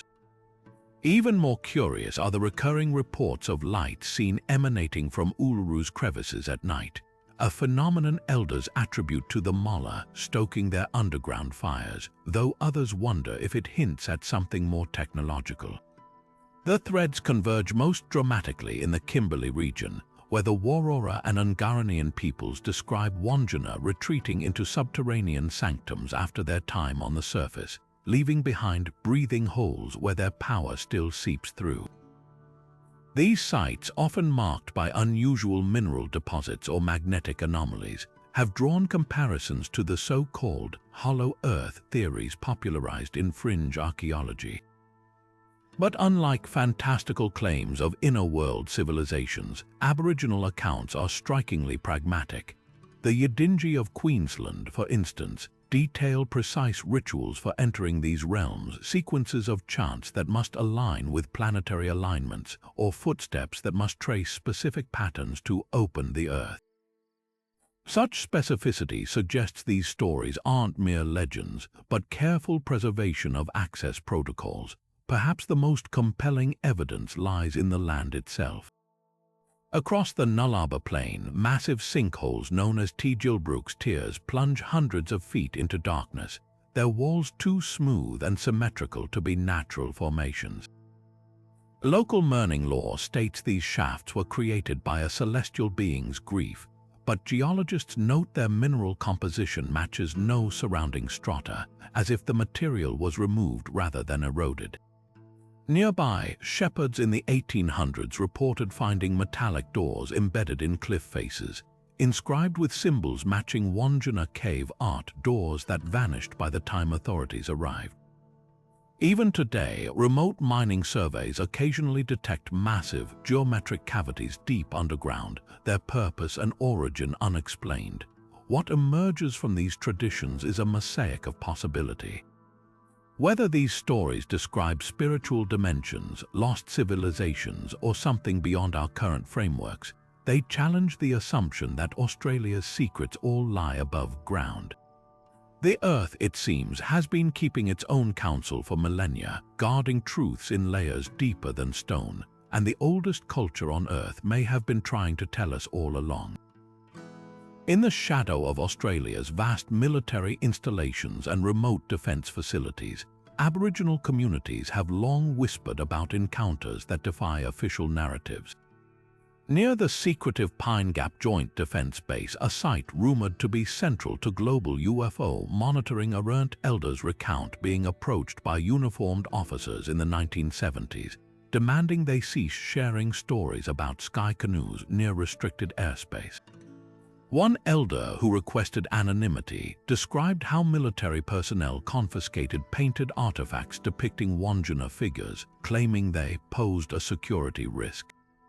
These weren't isolated incidents. Throughout the 20th century, multiple Aboriginal groups reported unusual pressures, from abrupt land evictions near suspected UFO hotspots to ceremonial objects vanishing after visits from men in black suits. The pattern raises unsettling questions. Why would modern governments care about ancient star lore unless those traditions held inconvenient truths? The secrecy took a darker turn during the British nuclear tests at Maralinga in the 1950s. Pitjantjatjara survivors described not only the horrors of radioactive fallout, but also strange aerial phenomena preceding the detonations. Disc-shaped objects hovering near test sites, recorded in vivid detail in bark paintings later seized by authorities. Declassified documents reveal military intelligence officers were dispatched to collect Aboriginal testimonies about these sightings, yet none appear in official reports. Instead, files marked restricted reference, native superstitions being discouraged to prevent disruptive rumors. This systematic silencing mirrors tactics used against Indigenous witnesses during America's Cold War UFO flaps, suggesting a global playbook for suppressing celestial knowledge. More recently, the construction of the NASA-operated Arnhem Space Center on Yolngu land ignited tensions when elders protested the destruction of a sacred site linked to the Morkai sky canoe legends. Behind closed doors, whispers circulated of government negotiators offering financial incentives in exchange for silence about celestial traditions. One community leader, speaking on condition of anonymity, revealed that aerospace contractors had requested access to songlines containing astronomical data, framing it as cultural research. The implication was clear. Ancient star knowledge held value for modern space programs, but only if divorced from its original custodians. The most chilling accounts come from the Woomera prohibited area, where rocket tests have been conducted since the 1940s. Edniamathanha rangers tell of being detained for nights after reporting metal birds with no wings flying low over burial sites. Military archives later uncovered by researchers mention Project Echo, a little-known initiative that enlisted anthropologists to document and contain Aboriginal sky lore under the guise of national security. These efforts peaked in the 1990s when the Australian Signals Directorate allegedly paid linguists to redact celestial references from Indigenous language dictionaries, a move some scholars interpret as an attempt to sever the living thread between communities and their cosmic heritage. Yet resistance persists. In 2019, a coalition of Kimberley elders released the Wandjina Declaration, a groundbreaking document asserting their right to share sky-being traditions without censorship. The move came after decades of pressure, including the mysterious disappearance of a cache of Wandjina cave art photos taken by a researcher with ties to defense contractors. The elders' stance is unequivocal. These stories don't belong to governments or corporations, they're sacred contracts with the cosmos itself. The stakes transcend cultural preservation.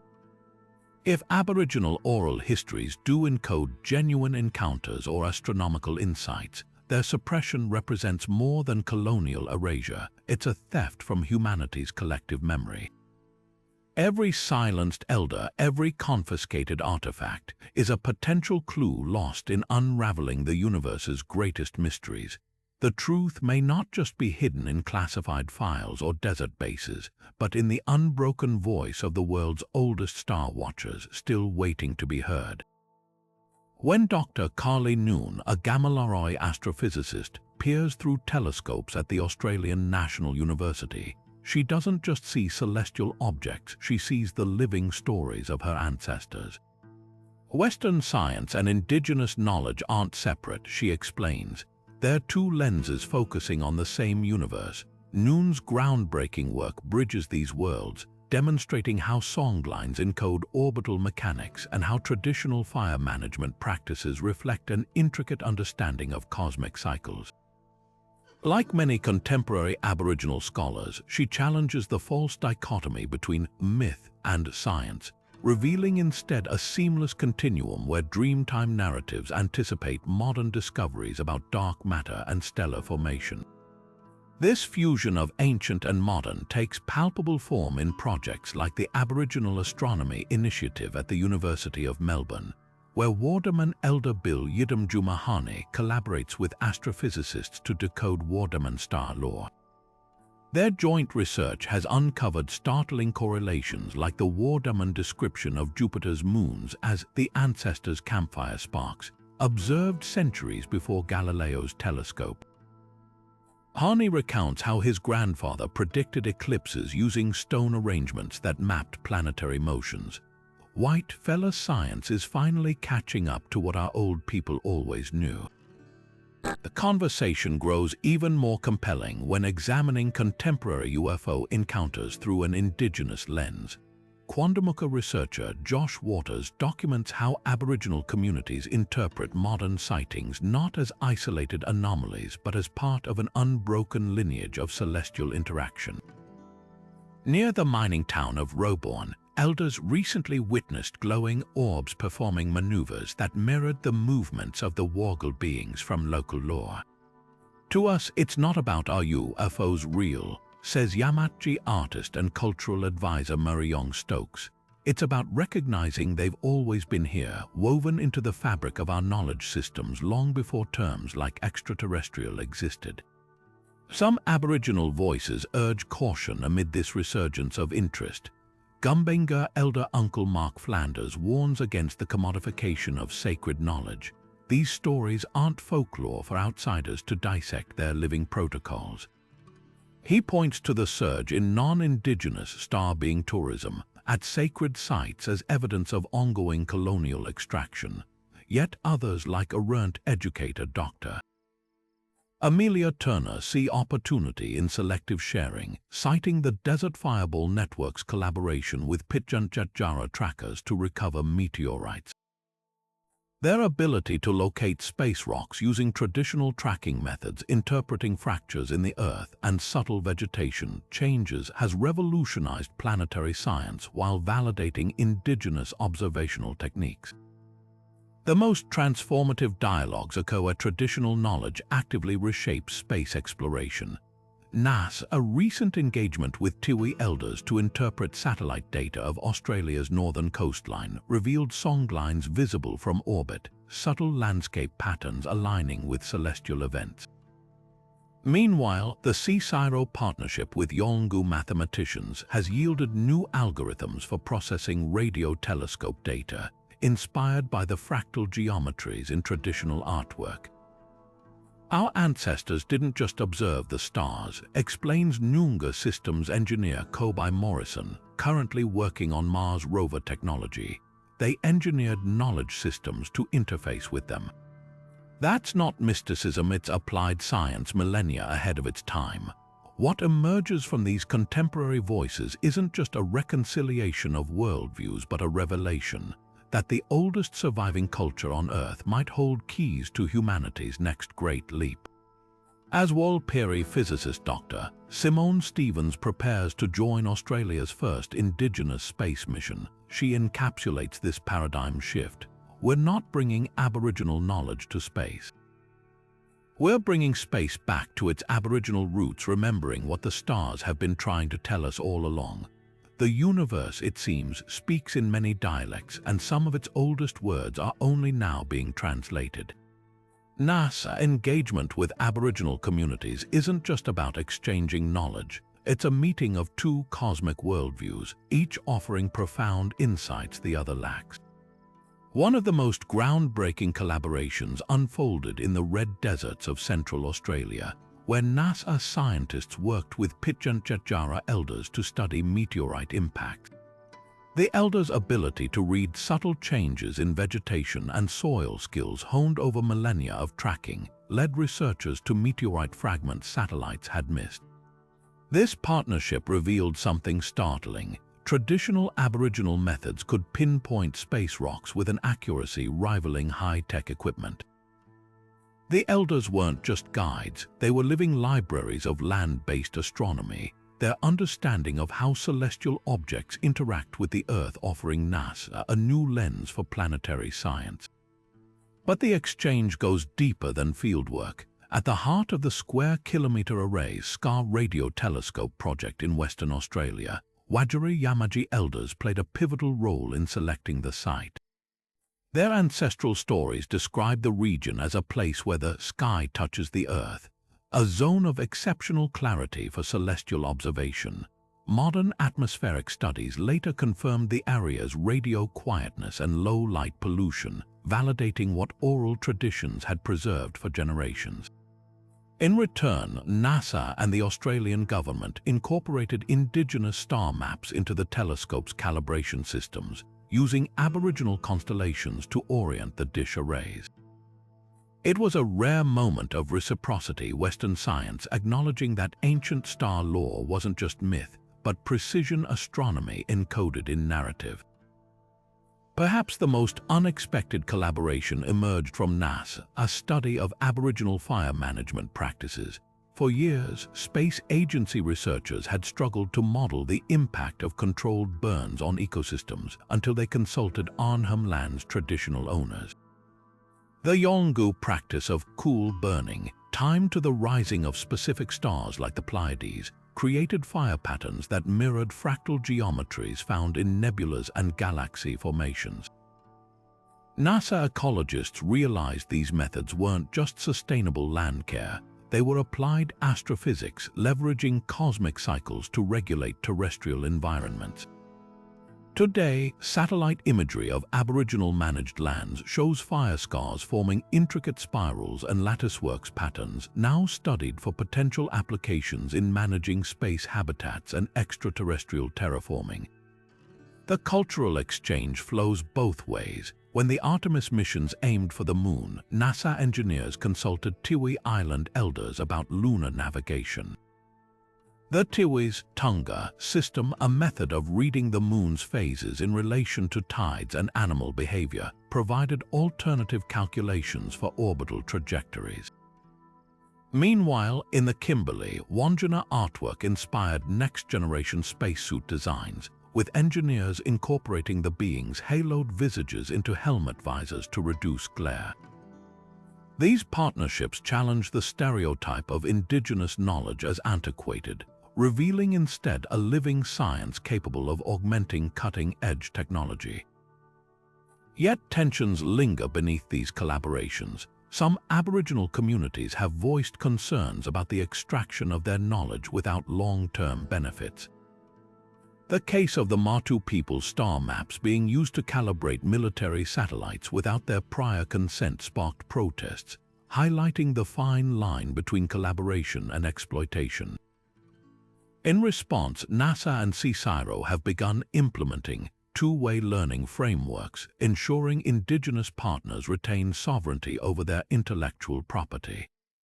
The recent establishment of the Indigenous Space Network, co-led by Aboriginal astronomers and NASA advisors, marks a turning point, a structured platform for sharing knowledge on equal footing. What makes these partnerships transformative isn't just the data exchanged, but the paradigm shift they represent.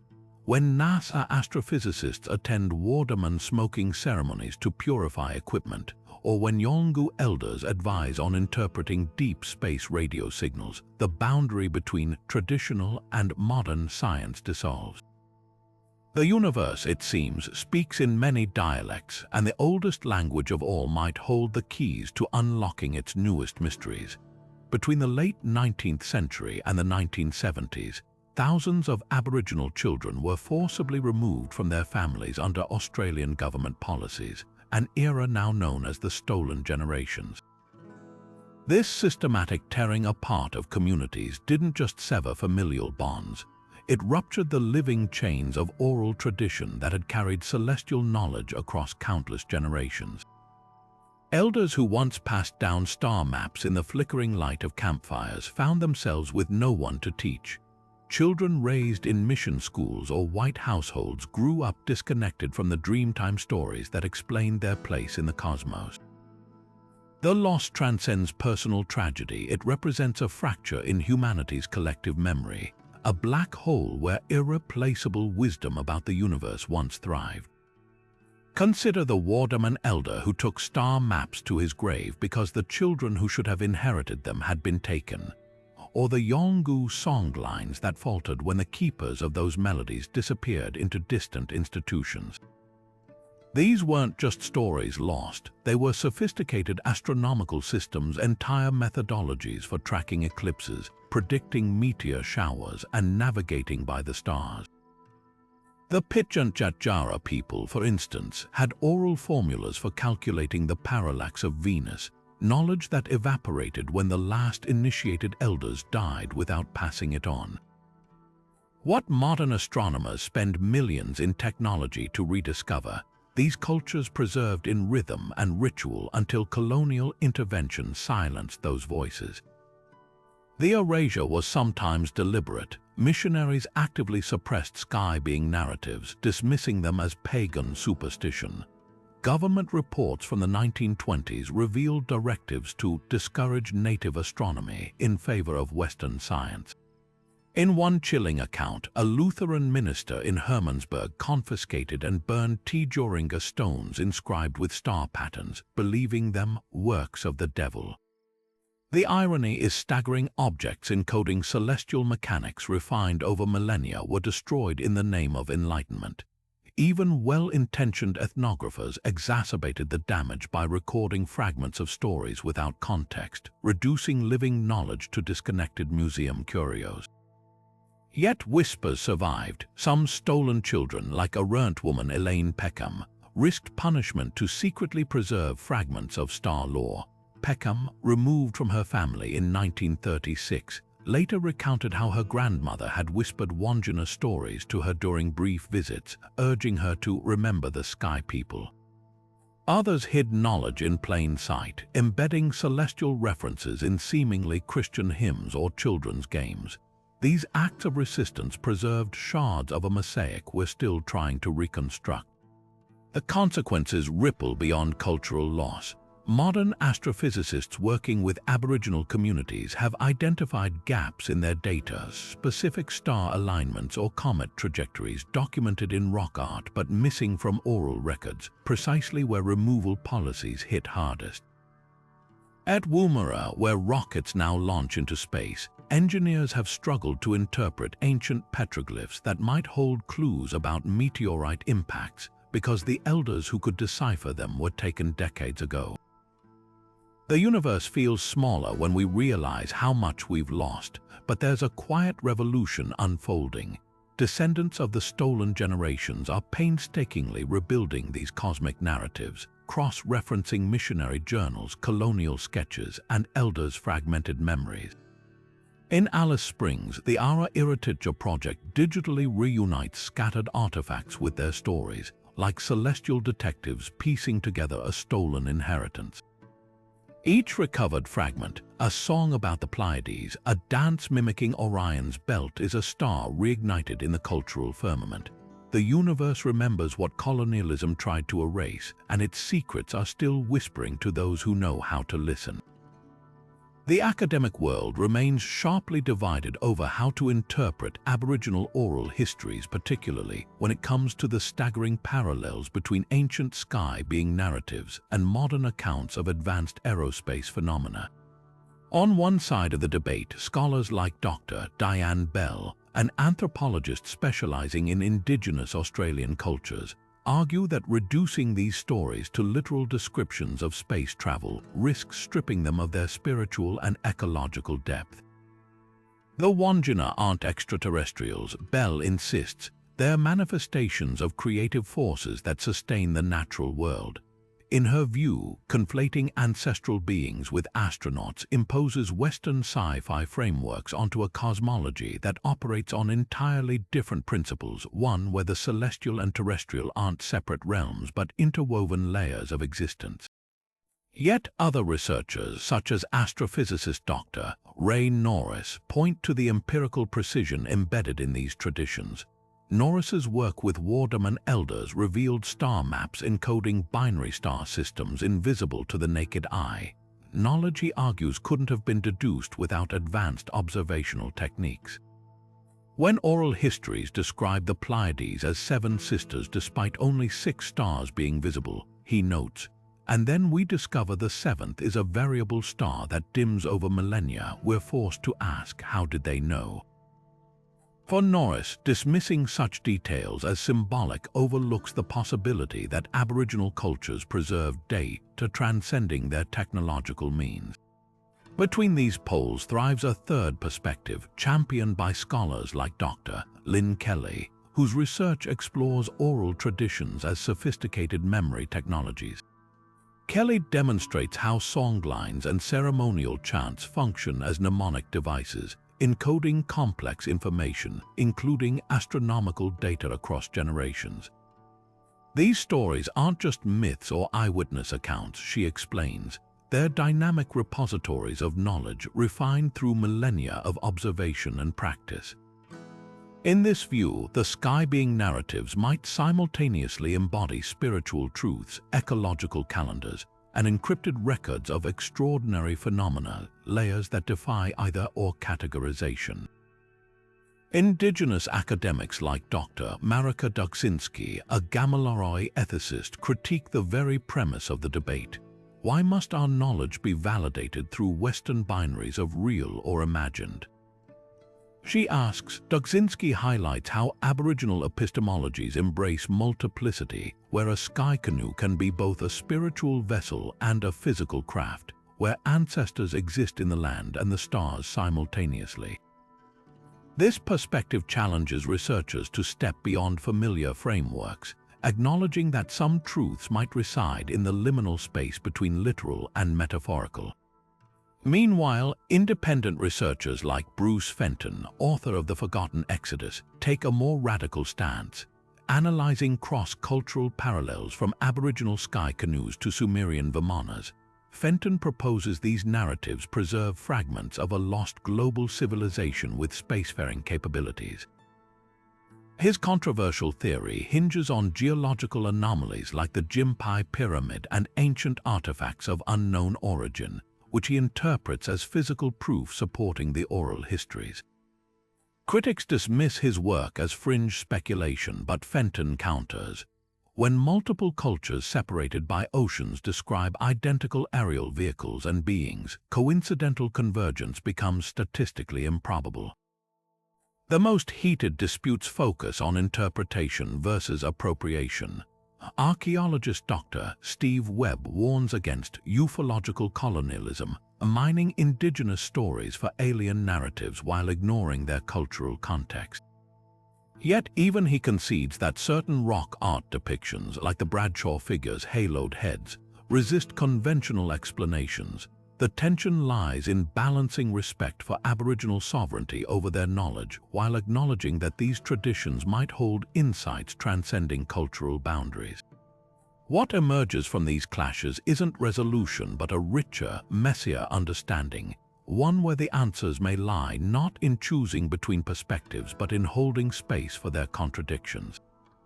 As Yolngu researcher Dr. Bakamumu Mununga observes, the stars don't argue over how to be seen, they simply shine, and we each describe their light differently. Perhaps the true secret lies not in proving or disproving a space program, but in recognizing that the oldest stories on Earth still have the power to redefine our place in the cosmos. Of course, not every celestial phenomenon in Aboriginal oral traditions requires extraterrestrial explanations. Many have compelling natural interpretations that deserve consideration. Take the Wandjina's association with storms and rain. While some speculate about weather control technology, meteorologists point to the Kimberley's dramatic monsoon cycles. The Wandjina's halo depictions could symbolize the sun coronas observed during tropical thunderstorms, where light refracts through ice crystals, creating luminous rings around shadows. Similarly, the fiery sky canoes described in Pitjantjatjara stories align remarkably with atmospheric fireballs, meteors fragmenting upon entry, which Indigenous skywatchers would have witnessed with far greater frequency than light-polluted modern observers. Psychologists chime in with another layer: the universality of certain archetypes. Carl Jung's flying saucer hypothesis proposed that circular sky motifs emerge cross-culturally as symbols of wholeness or divine intervention. The Wandjina's large eyes and missing mouths, for instance, mirror the grey alien trope, not because of shared extraterrestrial encounters, but due to how human brains process the uncanny. Our neural wiring tends to enlarge features associated with intelligence eyes while minimizing those tied to aggression mouths, a template repeated in everything from owl deities to modern UFO accounts. Even the recurring theme of celestial teachers could reflect cognitive anthropologist Pascal Boyer's theory about minimally counterintuitive beings, entities just strange enough to be memorable, star-born, telepathic but familiar enough to transmit cultural knowledge effectively. Archaeoastronomers highlight how oral traditions often encode observable events. The Yolngu story of the Pleiades being driven upward might preserve ancestral memory of the star's proper motion over millennia, while the emu in the sky's shifting posture tracks actual dark nebula movements. Even dramatic accounts like the sky falling could describe witnessed meteorite impacts. The Henbury craters in Central Australia, formed by a fragmented comet around 5,000 years ago, align with errant stories of a fiery celestial battle. These natural explanations don't diminish Aboriginal knowledge, they showcase its empirical sophistication, proving these cultures meticulously recorded celestial mechanics long before telescopes. Cultural anthropologists caution against presentism, projecting modern UFO narratives onto ancient symbolism. The Wandjina's halos, for example, closely resemble rock art found in Sahara caves, where they represent shamanic trance visions induced by sensory deprivation. Likewise, sky canoes might symbolize spiritual journeying rather than physical craft. The Maori's waka awayua, or Norse sky ships, serve similar metaphorical roles. Even the Star People's pale skin could reflect contact with Indonesian traders or even albino animals, woven over generations into cosmological lore. Yet the most compelling counterpoint comes from Aboriginal scholars themselves. Murray historian Dr. Mary Graham reminds us that reducing these beings to aliens overlooks their foundational role in ecological ethics. Wandjina aren't visitors, they're the land itself speaking. In this view, interpreting celestial narratives literally risks missing their deeper function, teaching humanity's interdependence with nature. The debate ultimately circles back to epistemology, whether truth resides in empirical verification or in the story's enduring power to shape sustainable societies. Perhaps the wisdom lies not in choosing between explanations, but in holding both, letting the stars be stars and something more, just as they've always been. Aboriginal cosmic wisdom doesn't just reshape our understanding of the past, it illuminates a radical vision for humanity's future among the stars. Imagine a spacefaring civilization not driven by conquest or resource extraction, but guided by the principles embedded in these ancient traditions: reciprocity with celestial forces, navigation as a sacred dialogue, and technology harmonized with natural law. The Wandjina people's concept of lodge's invisible energy threads connecting stars parallels modern theories about quantum entanglement, hinting that interstellar travel might require not just mechanical innovation but an attunement to the universe's underlying vibrational fabric. What if unlocking the secrets of light-speed travel depends less on engineering alone and more on rediscovering the songlines of the cosmos?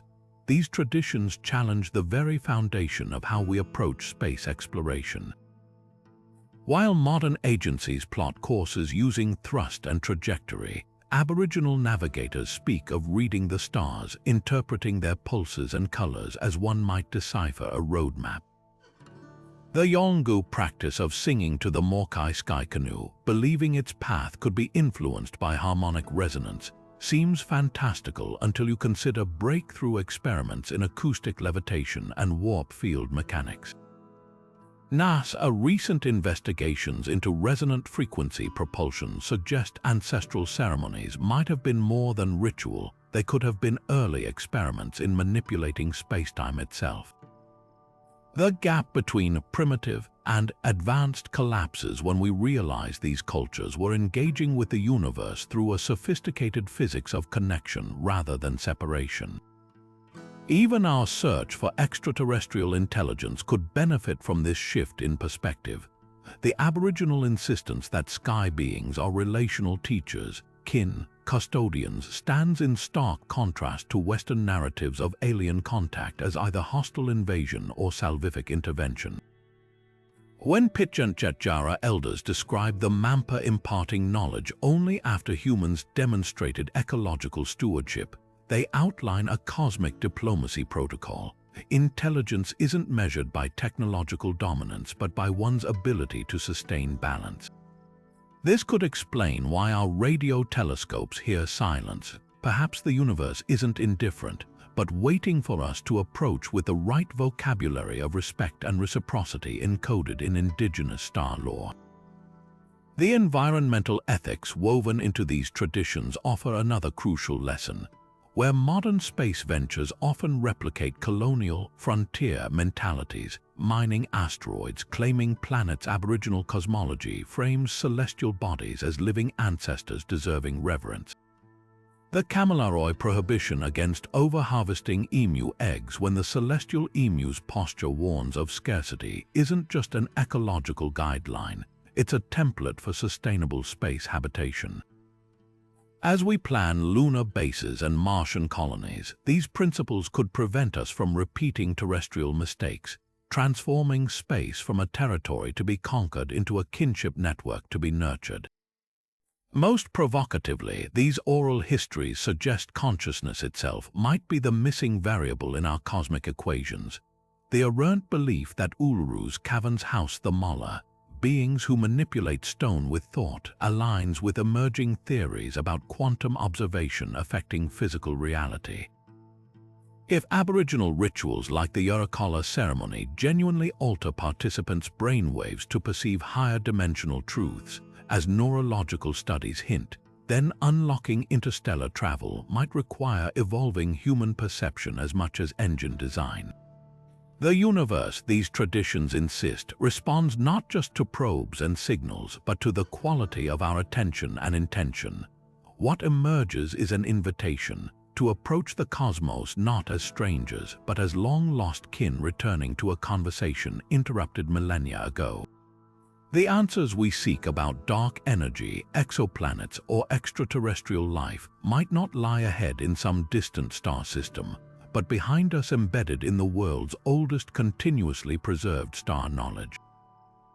The true secret space program wasn't hidden in military bunkers.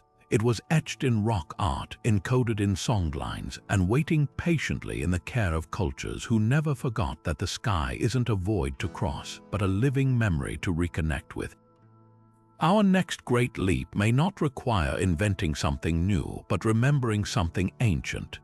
So where does this leave us after journeying through Aboriginal oral histories, the sky canoes, the Wandjina, the celestial songlines that map both land and stars? We're left with a mosaic of mysteries that refuse to fit neatly into any single box. These aren't just stories, they're living archives preserving details that echo uncannily across time. Descriptions of advanced aerial crafts, beings with technology indistinguishable from magic, and a cosmic interconnectedness modern physics is only beginning to grasp.